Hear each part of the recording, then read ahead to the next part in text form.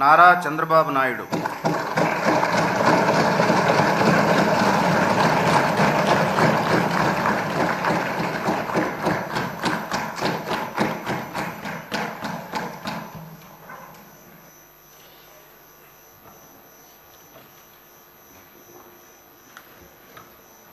నారా చంద్రబాబు నాయుడు అనే నేను శాసనసభ సభ్యునిగా ఎన్నిక అయినందున శాసనం ద్వారా నిర్మితమైన భారత రాజ్యాంగం పట్ల నిజమైన విశ్వాసం, విధేయత చూపుతానని, భారతదేశ సార్వభౌమాధికారాన్ని, సమగ్రతను కాపాడుతానని, నేను స్వీకరించబోయే కర్తవ్యాన్ని శ్రద్ధాశక్తులతో నిర్వహిస్తానని దైవ సాక్షిగా ప్రమాణం చేస్తున్నాను.